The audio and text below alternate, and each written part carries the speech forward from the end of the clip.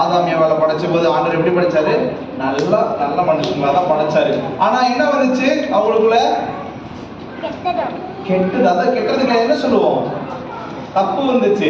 அதாவது கடவுள் பேச்சை கேட்காம போய் தப்பு செஞ்சாங்க. தப்பு என்னன்னு சொல்லுவோம்?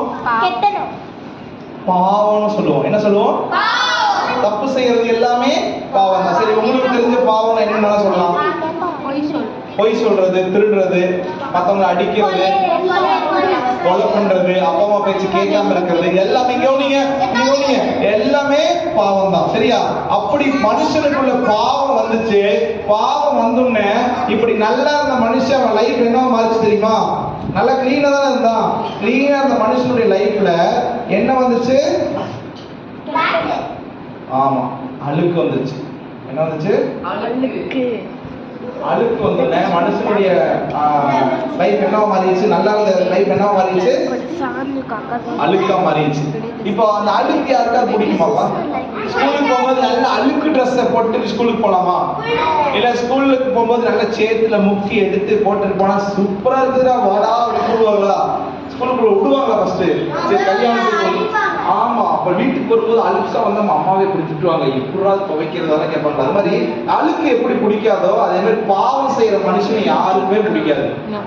பாவம் செய்யற மனுஷனை யாருக்கும் பிடிக்காது. சரி, இப்படி பாவம் பெருகி பெருகி பெருகி அது மரணத்துக்கு கொண்டு போச்சு. பாவத்தின் சம்பளம் மரணம்னு வசனம் இருக்குது. சரியா? கவனிங்க, பாவத்தின் சம்பளம் மரணம். இங்க கவனிங்களா? பேசாதீங்க, கவனிங்க. அப்போ இந்த பாவத்துல இருந்தெல்லாம் நம்மள பரிசுத்தமாக்கறதுக்கு அப்படியே சொன்னேன் இல்லையா? அந்த பூல ஏசப்பா வந்துதான் நம்மளுடைய பாவத்தை என்ன பண்ணாரு? பரிசுத்தமாக்குறாரு. அப்பதான் எல்லாரும் ஜெபம் பண்ணாங்க, எங்க பாவத்தை எல்லாம் மன்னிக்கிறதுக்கு யாராவது வருவாங்களான்னு ஜெபம் பண்ணும்போது பிதா என்ன பண்ணாரு தெரியுமா? இயேசு கிறிஸ்துவ இந்த உலகத்துக்கு அனுப்பி வச்சாரு. அனுப்பி வச்சு அவர் என்ன பண்ணாரு? நமக்காக நல்லது பண்ணி சிலுவையில மறிச்சாரு, ரத்தம் சிந்தினாரு. நமக்காக கை கால் எல்லாம் ஆணி ஏத்துக்கிட்டு தலையில முள்ளு காலில் குத்துனா எவ்வளவு வலிக்குது? தலையில முள்ளு வச்சு குத்துனாங்க. அதெல்லாம் எவ்வளவு கஷ்டம்.